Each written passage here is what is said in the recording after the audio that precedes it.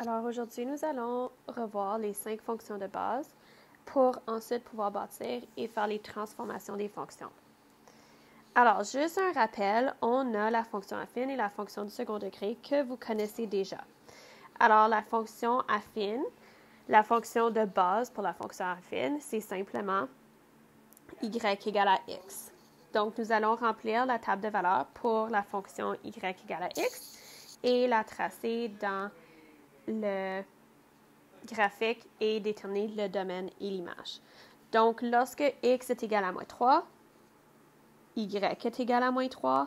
Lorsque x est égal à moins 2, y est égal à moins 2, et ainsi de suite. Alors, ça veut dire que je vais venir dans mon graphique et je vais venir placer mes points ici. Et on voit que la droite va simplement aller dans cette direction-ci. Et c'est important de toujours utiliser une règle quand on vient tracer une droite. Alors maintenant, je vois le domaine, c'est l'intervalle, ou donc les valeurs de x possibles.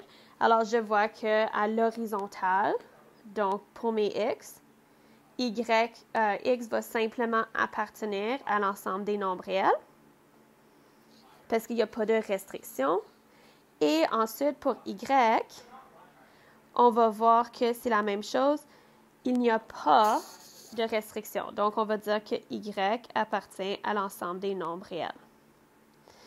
Maintenant, nous allons faire notre fonction du second degré. Donc, la fonction de base pour la fonction du second degré, c'est y égale à x au carré. Donc, lorsqu'on a que x est égal à moins 3, on a que y est égal à 9. Lorsque x est égal à moins 2, y est égal à 4, 1, 0, 1, 4, 9. OK? Alors, comment on a fait? On fait juste remplacer la valeur de x dans la fonction et on obtient les valeurs de y. Alors, on va venir tracer cela dans notre graphique. Donc, on a le sommet qui va être 0, 0. On a le point 1, 1, 2, 4 et 3, 9. Et même chose, moins 1, 1, moins 2, 4 et moins 3, 9. Alors, on est capable de venir tracer notre parabole. Alors, ici, lorsqu'on regarde notre domaine, donc dans cette direction, les x vont, encore une fois, appartenir à l'ensemble des nombres réels. Cependant, pour y, on voit que y peut seulement être plus grand ou égal à 0. Donc, ça veut dire qu'on va avoir que y appartient à l'ensemble des nombres réels. Cependant, y doit être plus grand ou égal à 0. Donc, ça, c'est notre restriction sur l'image de cette fonction. Maintenant, nous allons voir la fonction racine carrée. Donc, on va faire comme on a fait pour les deux autres fonctions, puis on va remplir la table de valeurs pour la fonction y égale à racine carrée de x. Donc, si on se souvient bien, quand on fait la racine carrée d'un nombre négatif, c'est un nombre imaginaire. Donc, ça veut dire que à x égale moins 1, c'est non défini. Lorsqu'on fait la racine carrée de 0, c'est simplement 0. Quand on fait la racine carrée de 1, c'est 1. Racine carrée de 4, c'est 2. Racine carrée de 9, c'est 3. Et racine carrée de 16, c'est 4. Donc, on va venir placer ces points-ci dans notre graphique. Donc, on a le point 0, 0, 1, 1, 4, 2 et 9, 3 et 16, 4. Donc, on va voir que la fonction a une courbe qui ressemble à ceci. Alors, ici, on va répondre à la question ensemble, mais pourquoi est-ce que le graphique de y égale à racine carrée de x apparaît seulement dans le premier cadran? Puis c'est parce que la racine carrée d'un nombre négatif est non définie. Donc, x ne peut jamais être égal à un chiffre négatif.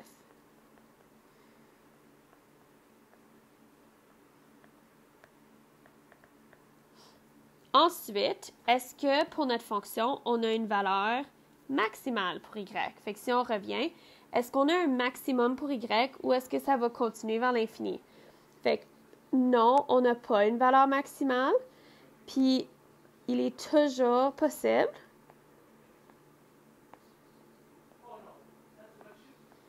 de choisir un plus grand x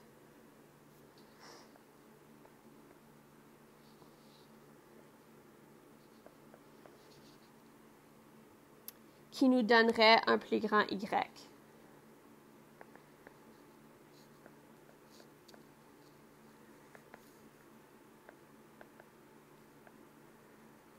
Alors, ce que je veux dire par ça, c'est qu'on pourrait prendre une valeur très élevée. Fait que si on prenait, par exemple, x égale à 100, bien, x égale à 100, ça veut dire que y va être égal à 10. Ou je pourrais faire racine carrée de 1000. On pourrait aller dans les gros nombres, puis on va voir que on a quand même des valeurs. Ici, on va indiquer le domaine et l'image de cette fonction-ci. Fait que pour le domaine, si on regarde avec les x, ben on voit que x ne peut pas être plus petit que 0. Donc, ça veut dire que x doit être plus grand ou égal à 0. Donc, on va dire que x appartient à l'ensemble des nombres réels et que x va être plus grand ou égal à 0. Là, pour notre image, on va aller voir les y. Puis, on voit la même chose. Fait qu'on voit que les y sont positifs, donc y ne peut pas être plus petit que 0. Alors, on va avoir comme image que, encore une fois, y appartient à l'ensemble des nombres réels et que y est plus grand ou égal à 0. Maintenant, nous allons faire la même chose, mais avec cette fonction racine carrée. Donc, on va avoir y est égal à moins racine de x. Alors, lorsqu'on va remplir notre table de valeurs, encore une fois, racine carrée d'un nombre négatif, c'est non défini. Et on va faire, donc, moins racine carrée de 0, c'est 0. Moins racine carrée de 1, bien, racine carrée de 1, c'est 1, mais il y a un négatif, donc ça va être moins 1, moins 2, moins 3, moins 4. Donc, je vais venir placer ces valeurs-là dans mon graphique. Donc, j'ai 0, 0, 1, moins 1, 4, moins 2, 9, moins 3 et 16, moins 4. Donc, on voit qu'on a comme la même courbe. C'est juste que cette fois-ci, la courbe va être dans notre quatrième cadran. Alors ici, on va indiquer le domaine et l'image. Fait qu'on voit, ben, pour les x, ben, x doit encore être plus grand que 0. Donc, x appartient à l'ensemble des nombres réels. Et x doit être plus grand ou égal à 0. Cependant, pour y, on voit que c'est l'inverse. Donc, on voit que y doit être plus petit que 0. Alors, y va appartenir à l'ensemble des nombres réels, mais cependant, y doit être plus petit ou égal à 0 pour cette fonction-ci. Alors, ici, on va venir tracer chaque fonction. Donc, celle de y égale à racine carrée de x, celle de y égale à moins racine carrée de x et celle de y égale à x au carré. Donc, en mauve, on va faire la première. Donc, on a, si vous vous souvenez, on avait le point 0, 0, 1, 1, 4, 2, 9, 3. Donc, on avait ceci. Ensuite, on va venir le faire en vert. On va faire le deuxième. Donc, on a encore le point 0, 0, 1, moins 1, 4, moins 2 et 9, moins 3. Donc, on a cette courbe-ci. Et ensuite, on va tracer la fonction y égale à x au carré. On va la tracer en rouge. Alors, on avait notre sommet de 0, 0, 1, 1, moins 1, 1, 2, 2, 4,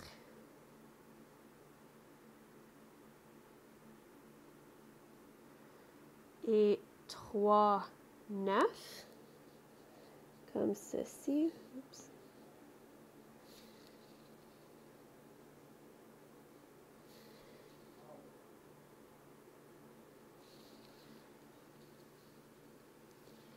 Et on va venir comparer le graphique de la fonction y égale à x égale à racine carrée de x au graphique de la fonction y égale à racine de x. Donc ici, ce qu'on peut remarquer, premièrement, c'est que les graphiques sont congruents. Ce que ça veut dire congruent, c'est qu'ils sont pareils, ils ont la même forme. Cependant, on n'a que le graphique y,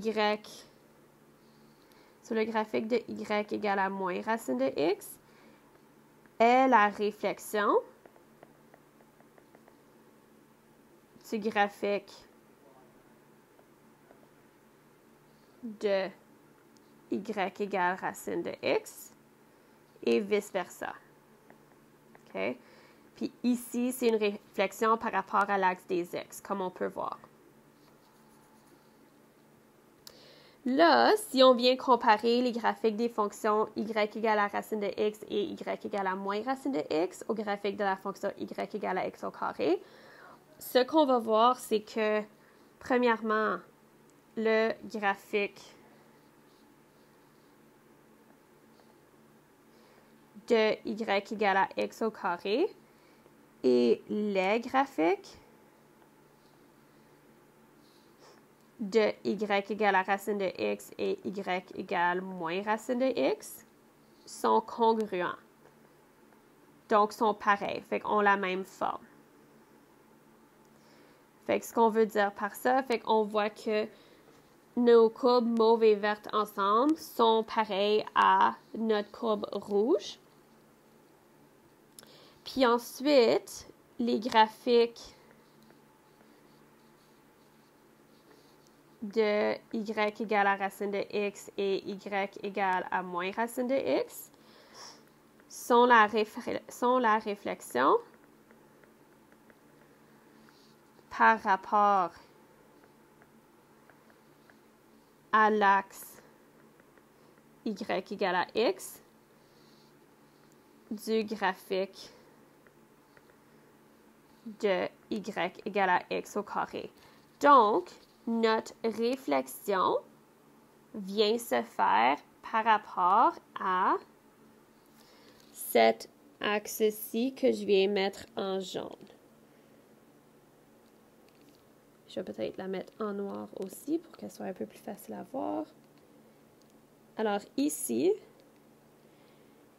ceci est l'axe de réflexion, puis on voit que la parabole fait une réflexion par rapport à cet axe-là. Okay? Une réflexion et non pas une translation ou une rotation. Fait qu'ici, c'est vraiment une réflexion par rapport à l'axe y égale à x. Alors, comme ceci, celle-ci.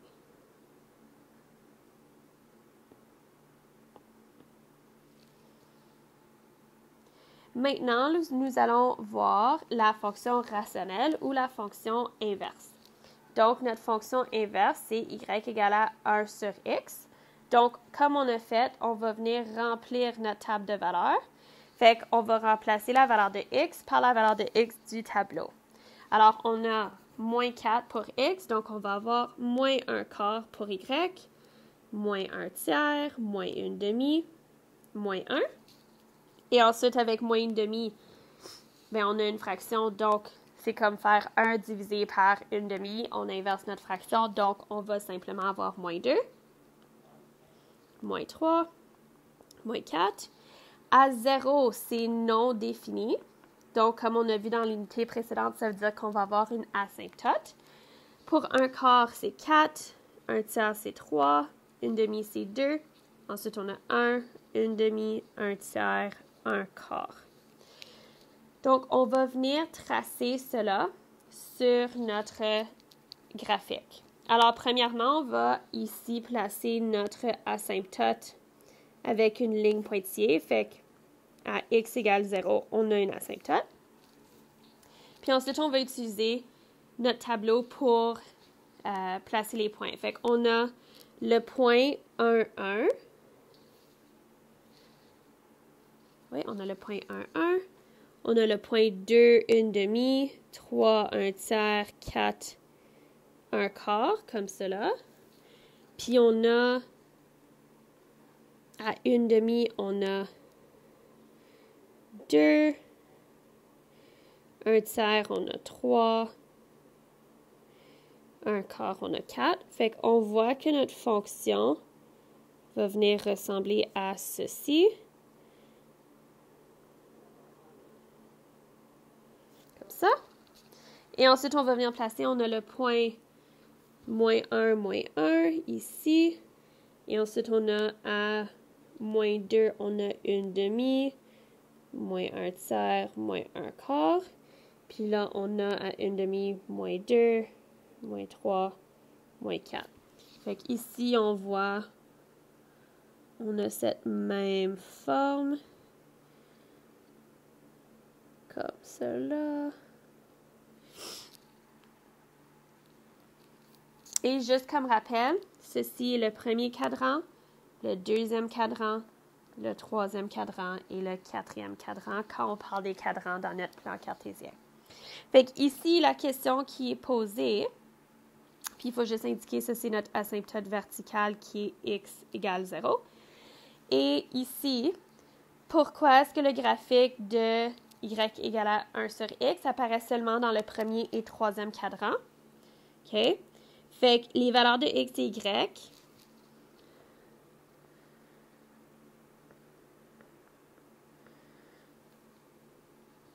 partagent toujours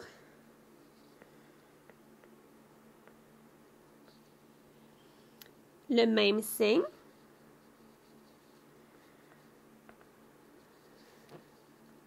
OK? Puis, ça veut dire que ici, dans le cadran 1, x et y sont positifs. Puis que dans le cadran 3, x et y sont négatifs. OK? Fait que là, par exemple, puis on va voir ça dans les prochaines vidéos, si on avait une réflexion, ben on aurait y égale à -1 sur x, puis on verrait que cette fonction-là, avec cette transformation, on aura cadran 2 et cadran 4. Alors, ici, on va compléter les deux tables de valeurs pour voir c'est quoi, qu'est-ce qui arrive à notre fonction. Alors, ici, quand on a x qui est 0,001, on va voir que y est égal à 1000. Puis si on continue, on va avoir 100, 10, 1, 0,1, 0,01 et 0,001. Puis là, si on regarde dans le négatif, on va observer à peu près la même chose. Fait qu'à moins 1000, on a moins 0,001, moins 0,01, moins 0,1. Puis si vous vous demandez comment j'obtiens ces valeurs, simplement mettez-les dans votre calculatrice. Fait que prenez votre 1 sur x, puis remplacez par 1 sur moins 1000. Puis qu'est-ce que ça donne comme réponse dans ta calculatrice? C'est ce que tu viens mettre. Moins 10, moins 100 et moins 1000. Alors, ici, on va voir le comportement à l'infini. Puis juste un rappel, l'infini, ce n'est pas un nombre exact, c'est un concept. Alors, on va voir que la première table, on parle du premier cadran qu'on avait observé. OK? Alors, ici, on dit que lorsque x tend vers plus infini, ça veut dire que y tend vers 0. Fait que le plus qu'on se déplace dans les grands nombres, le plus que notre valeur va tendre vers 0. OK? Puis ensuite, OK, est-ce que ça va être possible d'atteindre y égale à 0? Ben non, parce qu'on va avoir une asymptote horizontale à y égale à 0. Parce qu'on va voir que ça ne va jamais atteindre 0, ce qui veut dire que 0 est une asymptote horizontale. OK? Là, lorsque x tend vers 0, ben y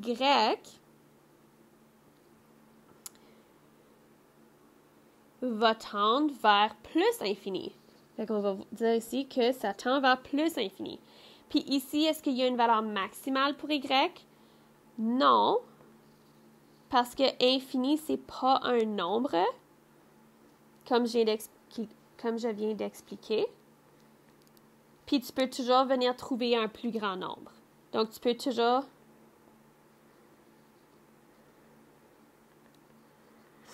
trouver un plus grand y.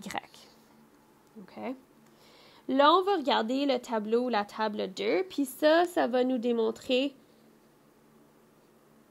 ce qui arrive à notre fonction dans le troisième cadran. Fait qu'en regardant ici le deuxième tableau, on va voir, OK, quand x tend vers moins infini, ben y va tendre vers 0. Fait qu'ici, notre y tend vers 0. Puis est-ce que ça va être possible d'atteindre y égale à 0? Encore une fois, non. Parce qu'on a encore une asymptote horizontale à y égale 0. Fait que vous pouvez voir comme ça va se rapprocher de 0, mais ça ne va jamais atteindre le 0. Et là, lorsqu'on a x qui tend vers 0, fait que dans cette direction-là, bien, on va voir que y va tendre vers moins infini. Puis encore une fois, est-ce qu'il y a une valeur minimale pour y? Ben non, parce que moins infini n'est pas un nombre. Donc, tu peux toujours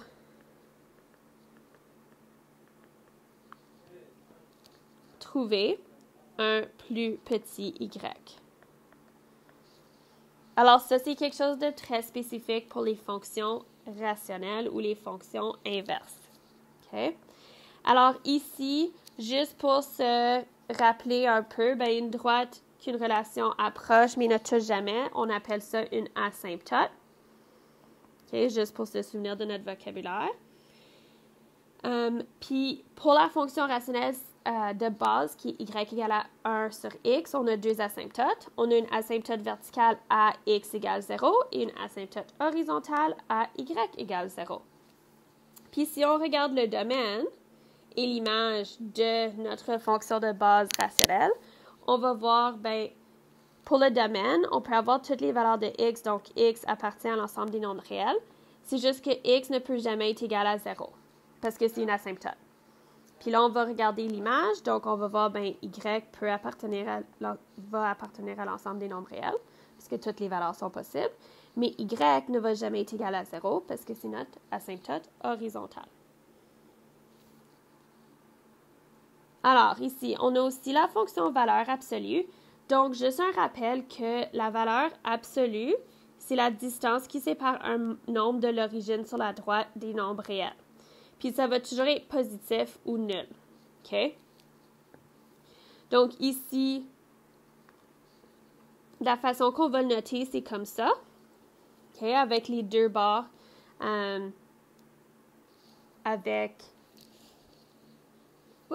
Avec les deux barres sur le côté. Donc, ici, on va voir que x, comme la valeur absolue de x, si x est plus grand ou égal à 0, ça va être x. Puis si c'est plus petit ou égal à 0, ça va être simplement moins x. Alors, ici, si on fait la valeur absolue de 5, on va obtenir 5. Fait que certaines calculatrices ont la valeur absolue, fait que vous pouvez vérifier avec votre calculatrice si vous n'êtes pas certain de comprendre. La valeur absolue de moins 2, fait qu'ici, nos nombres vont toujours être positifs, donc moins 2 va devenir simplement 2. Ensuite, quand on a la valeur absolue de 0, ben c'est simplement 0.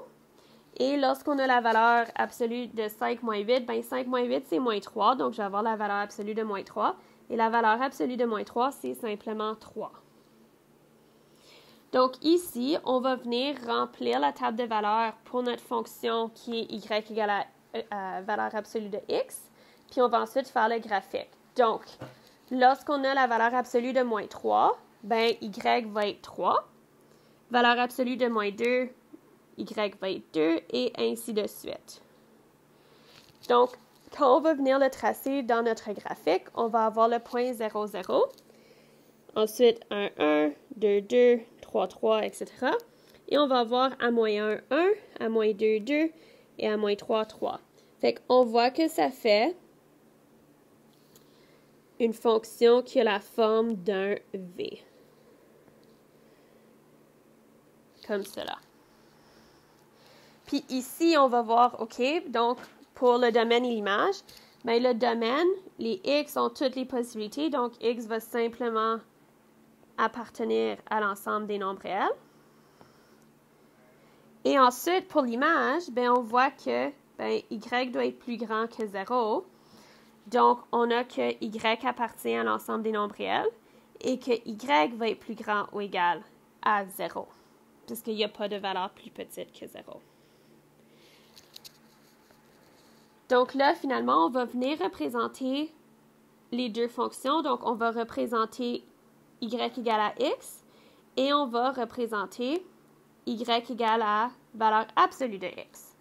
Donc, si on se souvient, ben, Y égale à X, c'est notre droite, donc notre fonction affine. Donc, si on vient la tracer, on a cette droite ici. Et si on vient tracer notre fonction valeur absolue, on voit que ben, on a de ce bord-ci les mêmes points, mais ensuite on a les points ici. Donc, on a la fonction qui ressemble à peu près à ceci. Alors ici, on va comparer les deux fonctions. Puis, on va voir en quoi est-ce qu'elles se ressemblent, en quoi est-ce qu'elles se diffèrent. Fait qu'on voit que le graphique de Y égale à valeur absolue de X est le graphique de Y égale à X, mais avec les valeurs négatives de Y changées en valeur positive.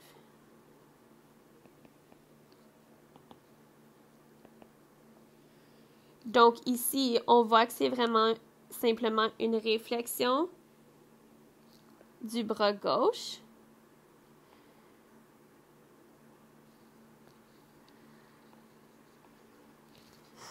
Par rapport à l'axe des X.